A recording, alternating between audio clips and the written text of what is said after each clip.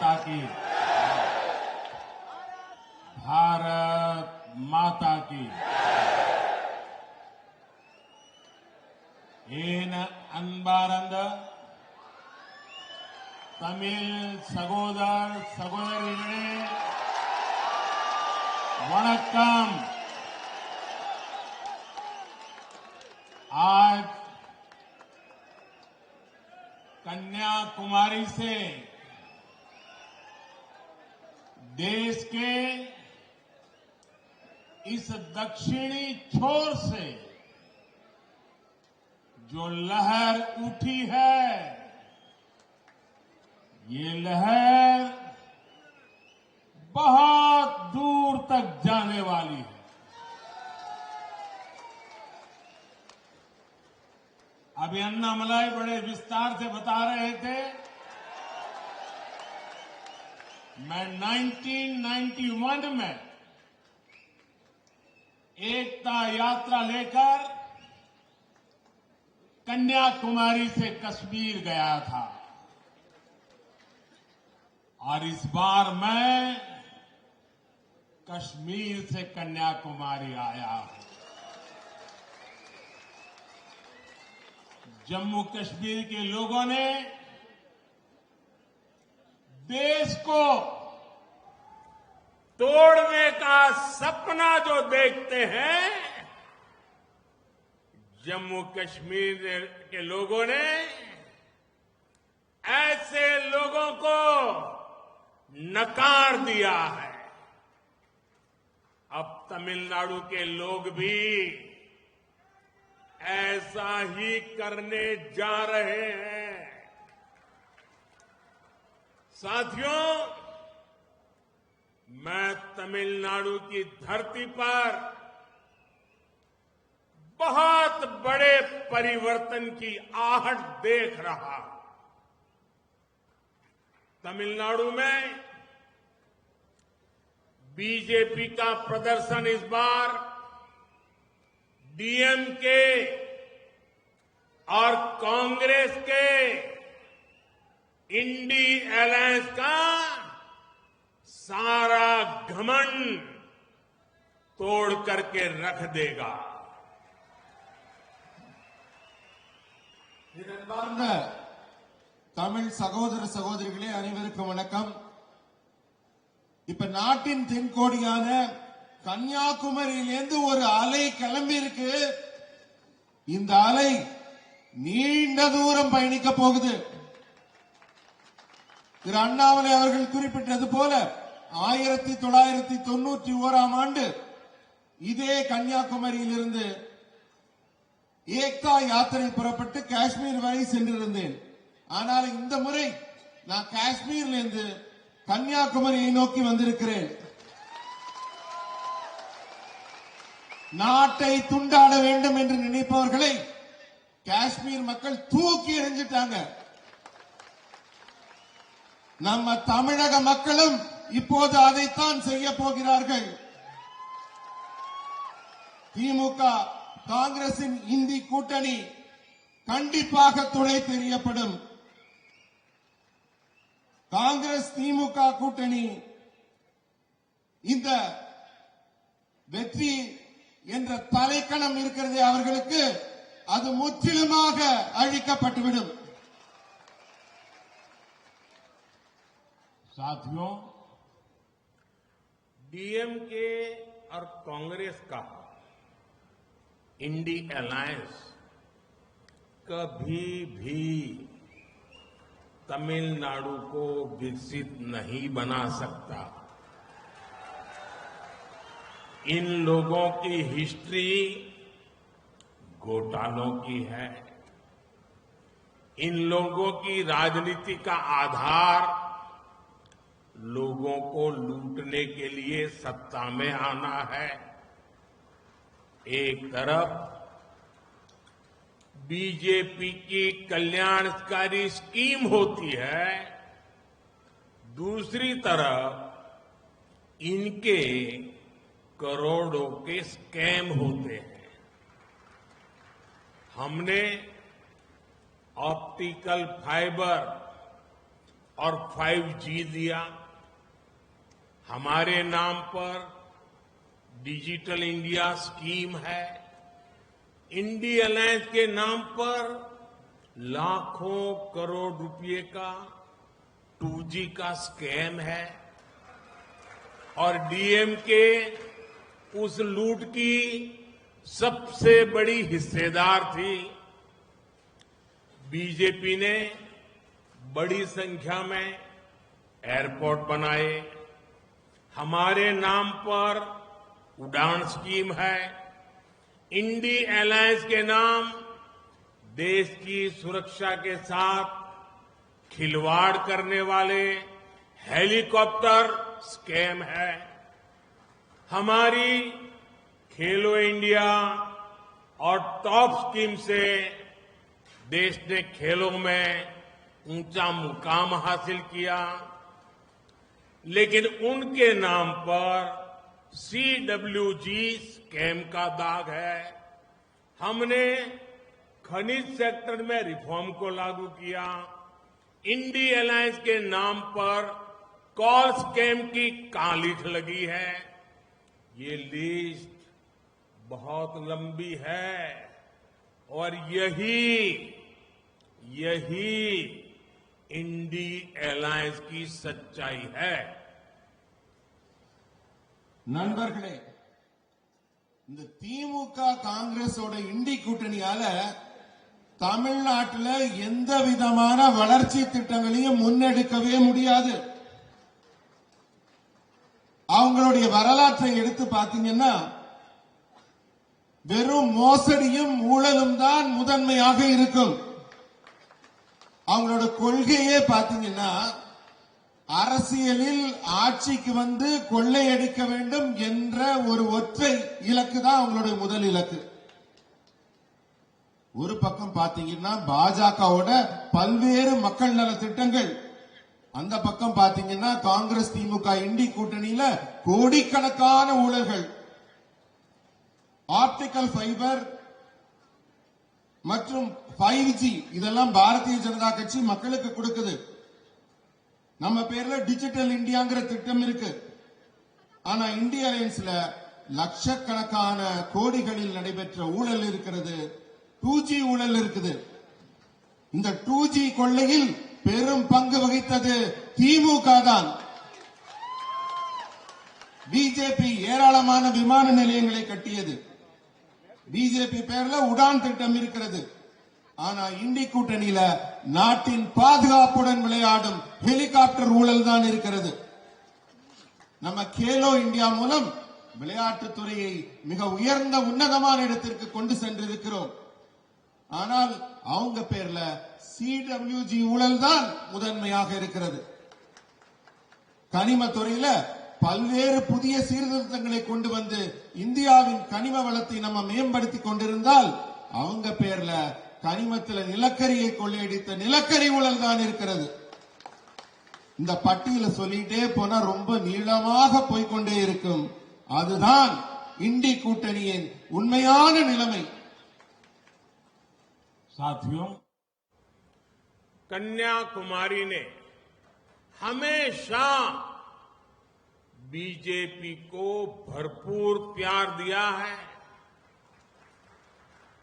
और इसलिए यहां की डीएमके कांग्रेस गठबंधन कन्याकुमारी के लोगों को सजा देने का कोई मौका नहीं छोड़ती।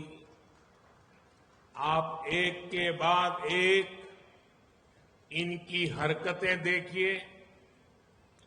20 साल पहले अटल जी ने नॉर्थ साउथ कॉरिडोर की नींव रखी थी। इस कॉरिडोर के कन्याकुमारी नारिकुलम ब्रिज का काम इन लोगों ने इतने वर्षों तक लटका कर रखा। 2014 में जब हमारी सरकार आई तब हमने उसे पूरा किया। कन्याकुमारी और तिरुवनंतपुरम 4 लेन रोड भी यहां की सरकार बनने नहीं दे रही थी।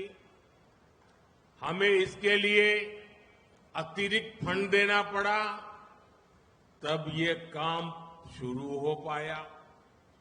कन्याकुमारी के लोग मार्तंडम और पार्वतीपुरम फ्लाईओवर के लिए भी वर्षों से मांग कर रहे थे, लेकिन डीएमके और कांग्रेस के लोगों ने एक बार भी नहीं सुना। जब बीजेपी केंद्र में आई तब ये काम भी पूरा किया गया। यहां लोग 40 साल से डबल रेल ब्रिज का भी सपना देख रहे थे, उसे भी इन्होंने पूरा नहीं होने दिया। अब बीजेपी सरकार ये काम कर रही है। நண்பர்களே, கன்னியாகுமரி எப்பவுமே பாரதிய ஜனதா கட்சிக்கு ஏராளமான அன்பை கொடுத்துக் கொண்டிருக்கிறது. உங்கள் ஆதரவு பாரதிய ஜனதாவிற்கு கிடைத்துக் கொண்டிருக்கிறது.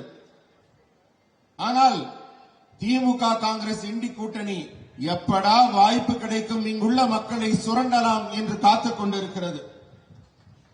நீங்க அவங்க நடவடிக்கைகள் எல்லாம் கடந்த 20 ஆண்டுகளாக ஒன்றன் பின் ஒன்றாக பாத்தீங்கன்னா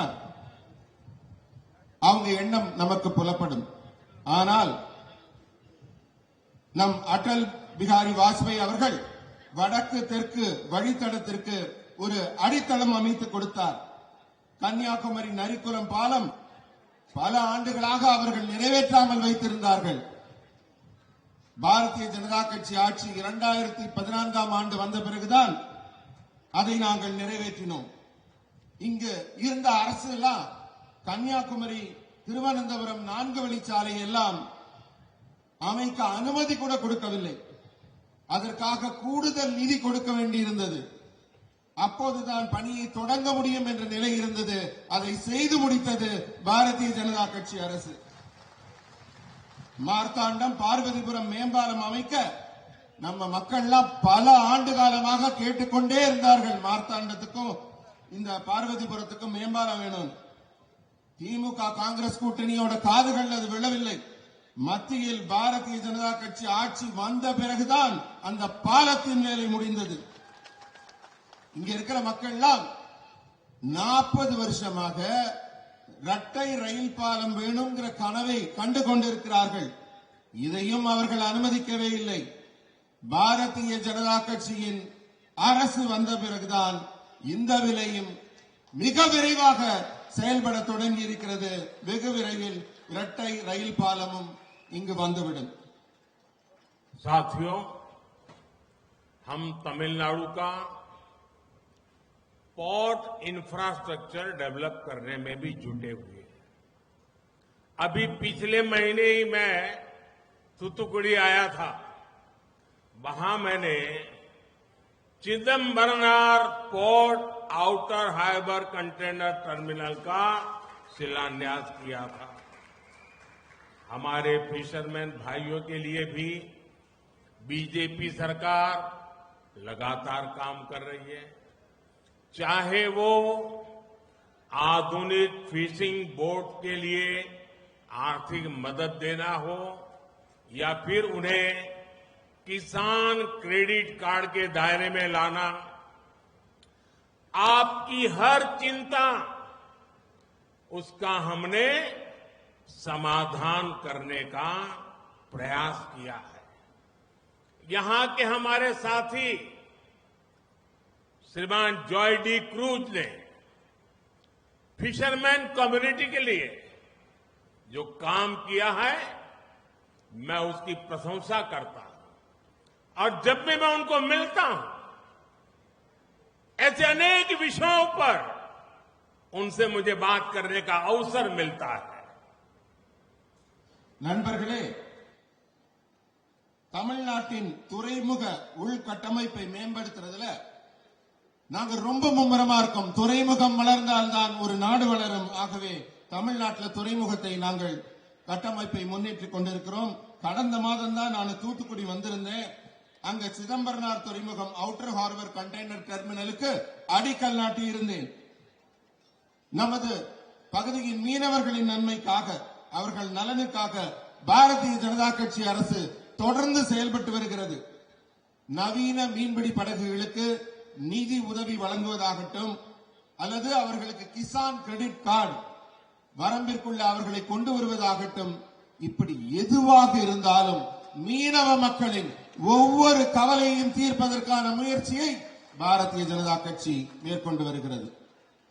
மீனவர் சமுதாயத்தின் நமது நண்பர் திரு ஜாய்டி குரூஸ் ஆற்றிய பணிகளை எல்லாம் நான் பாராட்டி நினைவு கூறுகிறேன். அவரை பற்றி எண்ணும் போதும் சிந்திக்கும் போதும் அவரின் பல்வேறு கருத்துக்களை நான் நினைவு கூறுகிறேன். साथियों, हम तमिलनाडु की कनेक्टिविटी को बेहतर बनाने के लिए रेलवेज और हाईवेज का नेटवर्क तैयार कर रहे हैं.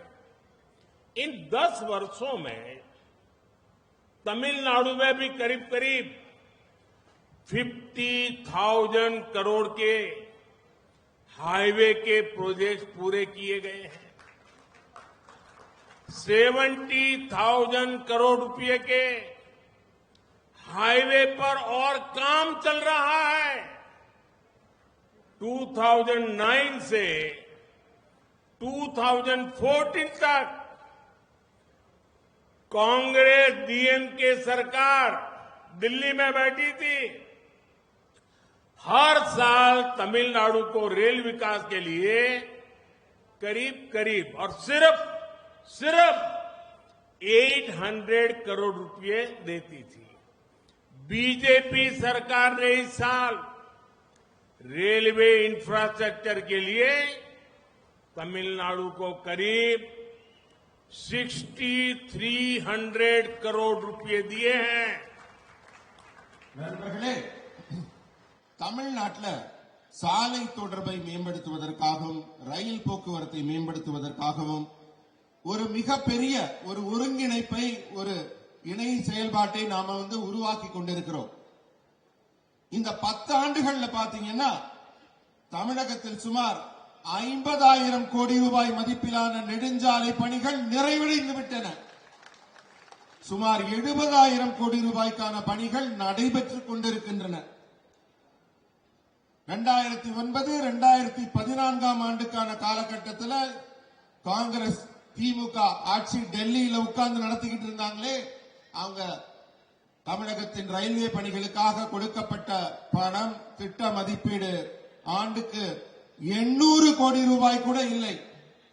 ஆனால் பாஜக அரசு ரயில்வே கட்டமைப்பிற்காக ஆண்டிற்கு கொடுக்கப்பட்ட பணம் 6,300 கோடி ரூபாய். साथियों, डीएमके तमिलनाडु के भविष्य के दुश्मन है, और सिर्फ दुश्मनी ऐसा नहीं है. डीएमके तमिलनाडु के अतीत की, उसकी विरासत की भी दुश्मन है. मैं अयोध्या में राम मंदिर प्राण प्रतिष्ठा कार्यक्रम के पहले तमिलनाडु आया था. मैंने यहां के प्राचीन तीर्थों के दर्शन किए थे.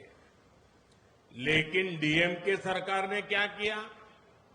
डीएमके ने अयोध्या में प्राण प्रतिष्ठा समारोह को देखने तक पर रोक लगाने का प्रयास किया. सुप्रीम कोर्ट को तमिलनाडु सरकार को कड़ी फटकार लगानी पड़ी थी.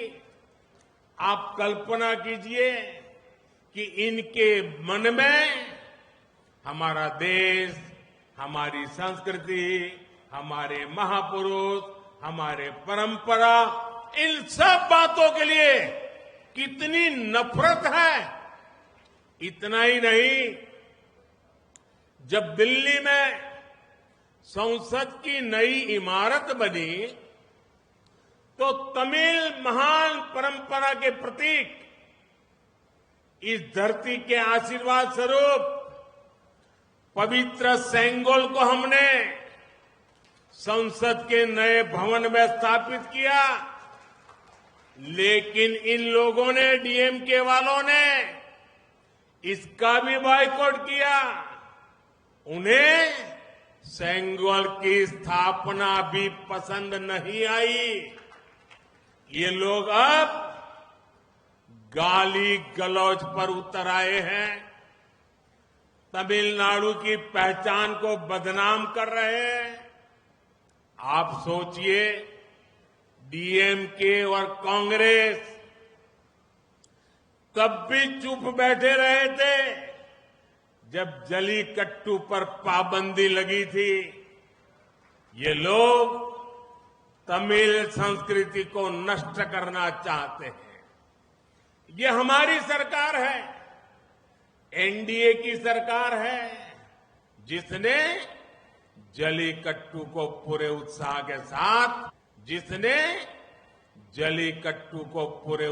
के साथ मनाए जाने का रास्ता साफ किया है। जलीकट्टू हो या तमिलनाडु की पहचान, यहां की संस्कृति हो, जब तक मोदी है इस पर आंच नहीं आने देगा। ಇದು மோடியின் கேரண்டி। நண்பர்களே, திமுக தமிழ்நாட்டின் தமிழ் பண்பாட்டின் எதிரி, சாதாரண எதிரி இல்ல. நம்ம கடந்த கால பெருமைகளையும் நம்ம பாரம்பரியத்தையும் கண்மூடித்தனமாக எதிர்க்கின்ற எதிரி. அயோத்தியில ராம் மந்திர் பிரான் பிரதிஷ்டா நிகழ்ச்சிக்கு போறதுக்கு முன்னாடி நான் தமிழகம் வந்திருந்தேன். இங்க இருக்கிற பழமையான கோவில்களுக்கும் புண்ணிய ஸ்தலங்களுக்கும் சென்று பூஜைகள் செய்தேன். ஆனா திமுக அரசு என்ன பண்ணுச்சு? அயோத்தியில் நடக்கிற அந்த கும்பாபிஷேக நிகழ்ச்சிக்கு பார்க்க கூட அவங்க யாருக்கும் விருப்பம் இல்ல. மாறாக தமிழகத்தை பார்ப்பவர்களுக்கு கூட தடை விதிக்கும் நிலைக்கு அவர்கள் தள்ளப்பட்டார்கள். அந்த அளவுக்கு அவங்களுக்கு வெறுப்பு. உச்ச நீதிமன்றமே தமிழக அரசை கண்டிக்க வேண்டிய ஒரு நிலை ஏற்பட்டது. நமது கலாச்சாரத்தின் மீதும் பண்பாட்டின் மீதும் பாரம்பரியத்தின் மீதும் எப்பொழுதும் திமுக வெறுப்பினை கக்கிக் கொண்டிருக்கிறது. தமிழகத்தின் அடையாளத்தை, பெருமையை பாதுகாக்க பாரதிய ஜனதா கட்சி என்றும் முன்னணியில் நிற்கிறது. அவங்களுடைய தூற்றல்களையும் அவங்களுடைய ஏச்சுக்களையும் பேச்சுக்களையும் நாங்க பொருட்படுத்துறதில்ல. ஜல்லிக்கட்டுக்கு தடை விதித்த திமுக காங்கிரஸ் அரசு மௌனம் காத்தது. ஜல்லிக்கட்டு தடை செஞ்சு அவங்க நம்ம கலாச்சாரத்தை, அந்த பாரம்பரிய விளையாட்டை அழிக்க நினைத்தார்கள். ஜல்லிக்கட்டை முழு உற்சாகத்துடன் தமிழகம் மீண்டும் கொண்டாட ஏற்பாடுகளை செய்தது நம்ம பாஜக அரசு, நம்ம என்டிஏ கூட்டணி அரசு. ஜல்லிக்கட்டு தமிழகத்தோட பெருமை. ஒரே ஒரு விஷயம் சொல்றேன் நண்பர்களே, ஜல்லிக்கட்டாக இருந்தாலும் சரி, தமிழகத்தின் எந்த பெருமைக்குரிய பாரம்பரியம் மிக்க ஒரு சிறப்பம்சமாக இருந்தாலும் சரி, மோடி இருக்கும் வரை அதை யாரும் அசைக்க முடியாத அந்த பெருமையை காப்பாற்றுங்க. முக்கியமாக ஒரு விஷயத்தை சொல்றேன். புதிய பாராளுமன்றம் கட்டி அங்கே ஒரு செங்கோல் நிறுவனம் தமிழரின் பெருமை, தமிழ் மன்னர்களின் பெருமை, தமிழ் மக்களின் பெருமைய நாடாளுமன்ற மைய மண்டபத்தில் எப்பவுமே சொல்ற மாதிரி நிறுவப்பட்ட அந்த செங்கோல், அத கூட திமுக காரங்க புறக்கணிச்சிருக்காங்க. இது போன்ற தமிழரின் பெருமையை இனி யாரும் புறக்கணிக்க முடியாது. அப்படி புறக்கணிக்க இந்த மோடி அனுமதிக்க மாட்டான் என்பதை உங்களுக்கு சொல்லிக் கொள்கிறேன். இது மோடியின் கேரண்டி.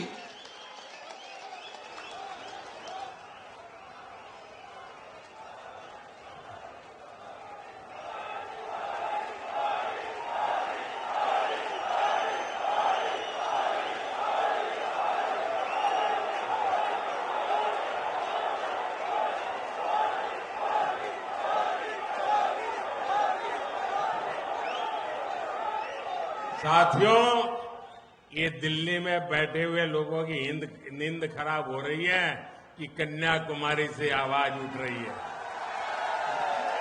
நண்பர்களே, இந்த டில்லியில இருக்கவங்க தூக்கமே கெட்டு போச்சு.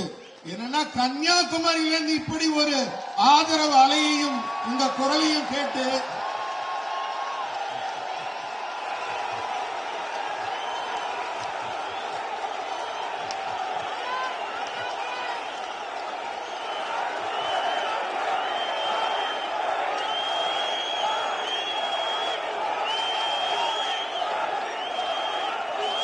ये आपका प्यार, ये आपके आशीर्वाद सिर्फ मेरी ही नहीं, पूरे देश की ऊर्जा को नई ताकत दे रहे हैं। உங்களுடைய அன்பும் உங்களுடைய பாசமும் இந்த ஆதரவும் மொத்த இந்தியாவிற்கும் பலம் கொடுத்துக் கொண்டிருக்கிறது. இது எனக்கு மட்டுமாக நான் நினைக்கவில்லை. साथियों, इंडी अलायंस के ये लोग तमिलनाडु के लोगों की जिंदगियों से खिलवाड़ के भी गुनहगार है और मैं बहुत जिम्मेवारी के साथ कह रहा हूं, ये गुनहगार है। आपको याद होगा श्रीलंका में हमारे मछुआरे भाइयों को फांसी की सजा दी गई थी। ये मोदी चुप नहीं बैठा, ये मोदी सोता नहीं रहा। हर रास्ते का इस्तेमाल किया, डिप्लोमेटिक चैनल का इस्तेमाल किया, हर प्रकार का दबाव बनाया और मेरे तमिलनाडु के भाइयों बहनों, मैं उन सभी मछुआरों को श्रीलंका में फांसी के फंदे पर से उतार करके वापस लेकर के आया। हमारे मछुआरों को क्यों श्रीलंका की जेलों में जाना पड़ता है? इसका जिम्मेदार कौन है? किसने हमारे मछुआरों को, हमारे तमिल भाई बहनों को और देश की जनता को इतने सालों तक किसने गुमराह किया है? நண்பர்களே, இந்தி கூட்டணியை சேர்ந்தவர்கள், திமுக காங்கிரஸ் கூட்டணியை சொல்றேன், அவங்க தமிழ் மக்களோட உயிரோடு விளையாடும் குற்றத்தை செய்து கொண்டிருக்கிறார்கள். இதை நான் உணர்ந்து சொல்றேன். இந்தி கூட்டணியை சேர்ந்தவர்கள் தமிழக மக்களின் உயிரோடு விளையாடும் குற்றத்தை செய்தவர்கள். நம்ம மீனவர்களுக்கு இலங்கையில மரண தண்டனை விதிக்கப்பட்டது உங்களுக்கு எல்லாம் நினைவிருக்கலாம். அவர்களுக்கு தூக்கு தண்டனை கிடைக்கும் என்று சொல்லப்பட்டது. அவர்கள் உயிருடன் திரும்ப முடியாது என்று சொல்லப்பட்டது. ஆனால் நான் சும்மா இருக்கல, நான் தூங்கிக்கிட்டு இருக்கல. எத்தனை வழிகள் உண்டோ அத்தனை கதவுகளையும் உடைத்தோம். எத்தனை சாத்தியக்கூறுகள் உண்டோ அத்தனையும் சரி செய்தோம். கொஞ்சம் கூட சேதாரம் இல்லாம அத்தனை மீனவர்களையும் உயிருடன் மீட்டு வந்தோம். நம்ம தமிழ் மீனவர்கள் அத்தனை பேரும் காப்பாற்றப்பட்டார்கள்.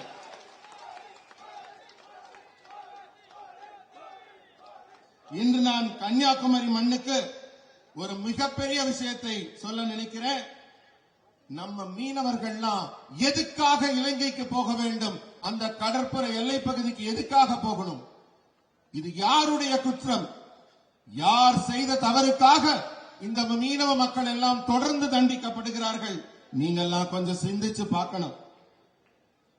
நம்ம மீனவ சகோதர சகோதரிகள் இனியும் இது போன்ற துன்பத்தை தொடர்ந்து அனுமதிக்க நம்முடைய அரசு அனுமதிக்காது அவர்களுக்கு என்றும் துணை நிற்கும். साथियों, ये पाप न आपने किया है, न हमने किया है। ये पाप कांग्रेस और डीएमके ने मिलकर के किया है। दशकों से दोनों मिलकर देश की आंखों में धूल झोंक रहे हैं, लेकिन अब देश इनको और नहीं सहेगा। मेरे तमिल परिवारजन अब और नहीं सहेंगे। मेरे मछुआरे भाई बहन अब और नहीं सहेंगे। कांग्रेस और डीएमके दोनों को अपने इन पापों का हिसाब जल्द ही देना होगा। हिसाब मांगोगे ना? நண்பர்களே, இது நீங்க யாரும் செய்த குற்றம் இல்லை, நாங்கள் செய்த குற்றமும் இல்லை, திமுகவும் காங்கிரசும் செய்த குற்றம். அவங்க ரெண்டு பேரும் சேர்ந்து இந்த மாதிரி ஒரு பாவத்தை செய்திருக்கிறார்கள். அவர்களுடைய செயல் மக்களோட கண்ணுல புழுதி வாரி தூவிட்டு அவர்களுடைய பாதையை அவர்கள் நடத்தி கொண்டிருக்கிறார்கள். மக்கள் கண்ணில் விழுந்த தூசி மாதிரி அவங்க. இனியும் மக்கள் அவர்களை ஏற்றுக்கொள்ளவே மாட்டார்கள். என் மீனவ சகோதர சகோதரிகள் இனியும் அவர்களை பொறுத்துக் கொள்ள மாட்டார்கள், பொங்கி எழுவார்கள். காங்கிரசும் திமுகவும் அவங்க பண்ண தப்புக்கும் அவங்க பண்ண பாவத்துக்கும் பதில் சொல்ல வேண்டிய காலம் நெருங்கிவிட்டது. தன்னுடைய பாவ கணக்குக்கு அவங்க பதில் சொல்லியே ஆக வேண்டும். ஏன்னா கேட்கிறது நீங்க கேட்பீங்களா? அவங்க பாவ கணக்குக்கு பதில் கேட்பீங்களா? मांगेंगे கேட்பீங்களா?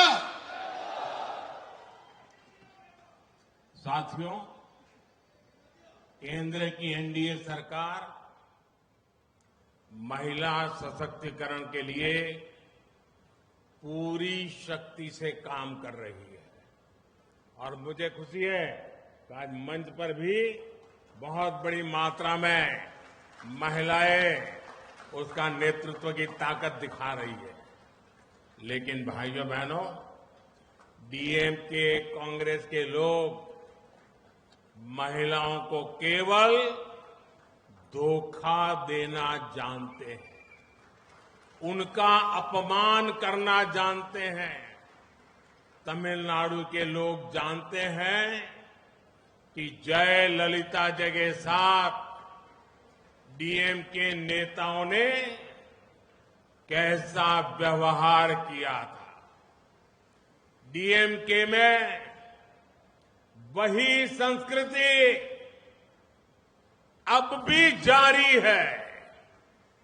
तमिलनाडु में महिलाओं के खिलाफ अपराध बढ़े हैं। ये लोग महिलाओं के नाम पर राजनीति करने की कोशिश करते हैं।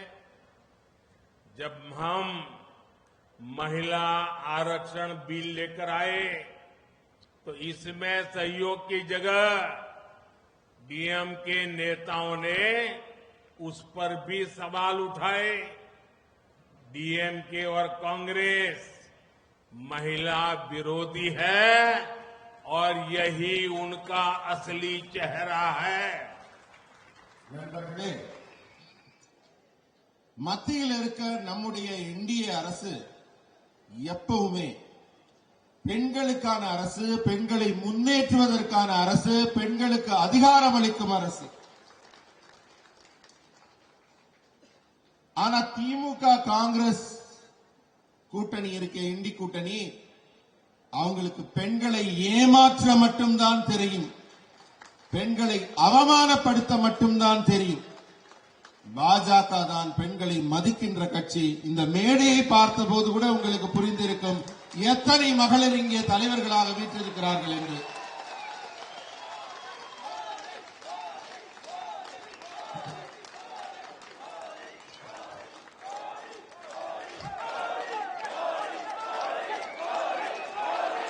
साथियों, मुझे तमिलनाडु में आपका इतना प्यार मिलता है, इतने आशीर्वाद मिलते हैं, आप इतनी बड़ी तादाद में आते हैं, लेकिन मुझे ये तकलीफ भी रहती है कि मैं तमिल भाषा नहीं सीख पाया। थोड़ा बहुत समझ लेता हूं, मुझे इसकी तकलीफ है, लेकिन इस कमी को पूरा करने के लिए हमने टेक्नोलॉजी की मदद लेना शुरू किया है। और अब आप सोशल मीडिया साइट एक्स पर नमो इन तमिल पर उस हैंडल पर भी मेरी बात सुन सकते हैं और वो तमिल में सुन सकते हैं। मुझे उम्मीद है कि काफी हद तक 95% मैं कह सकता हूं, काफी हद तक मैं इसके जरिए आप तक अपनी बात पहुंचाऊंगा। और मैं बाद में अन्नामलाई को कहूंगा कि वो आपको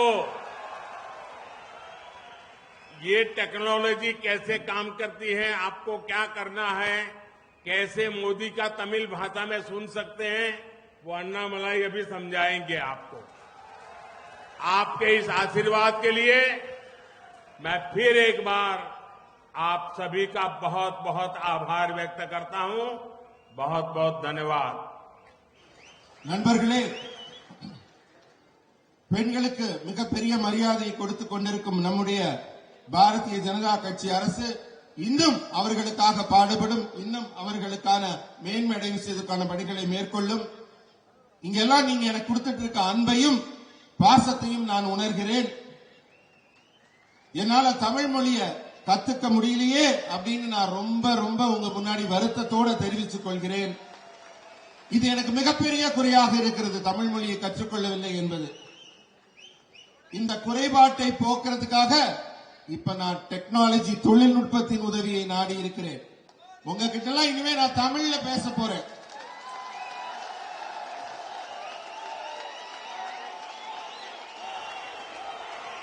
இனிமே நீங்க சமூக ஊடகத்துல எக்ஸ் தளத்திலையும் நம்ம நமோ ஆப்ல நமோ இன் தமிழ் இனிமே வரப்போகுது. அதுல நான் உங்கள்ட்ட தமிழ்ல என்னோட குரல்லே பேச போறேன். நான் சொல்றதெல்லாம் நீங்க கேட்கலாம். இதன் மூலம் நான் சொல்ல நினைக்கிற செய்திய உங்ககிட்ட நம்ம இனிமையான தமிழ் மொழியில உங்ககிட்ட சொல்ல முடியும்னு நான் நம்புறேன். உங்க அன்புக்கு என்னால வேற எந்த காணிக்கையும் திருப்பி செலுத்த எனக்கு தோணல. நீங்க மிகப்பெரிய அன்பை, மிகப்பெரிய பாசத்தை, மிகப்பெரிய வாழ்த்துக்களை எனக்கு கொடுத்துக் கொண்டிருக்கிறீர்கள். அந்த வாழ்த்துக்களுக்கு எல்லாம் உங்களுக்கு நன்றி தெரிவித்துக் கொள்கிறேன். அண்ணாமலை அவர்கள் அது எப்படின்னு உங்களுக்கு இப்ப அதை விளக்குவார்.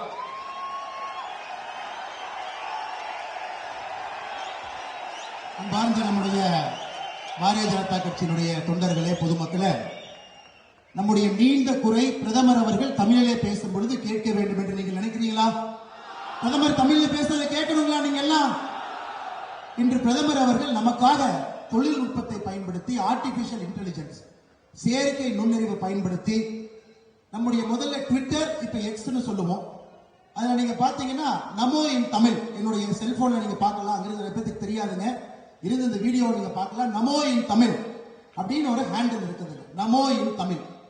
பிரதமர் அவர்கள் இந்த நிகழ்ச்சி பேசி முடித்த பிறகு இன்னும் கொஞ்ச நேரத்தில் பிரதமருடைய பேச்ச செயற்கை நுண்ணறிவு, ஆர்டிபிஷியல் இன்டெலிஜென்ஸ்ல அவருடைய பேச்சு தமிழில் அப்படியே அவருடைய குரல்ல, அதே எமோஷன்ல, எந்த உணர்வுல பேசுறாங்களோ அதே உணர்வுல கிட்டத்தட்ட இதுல உங்களுக்கு வீடியோவும் வந்துடும்.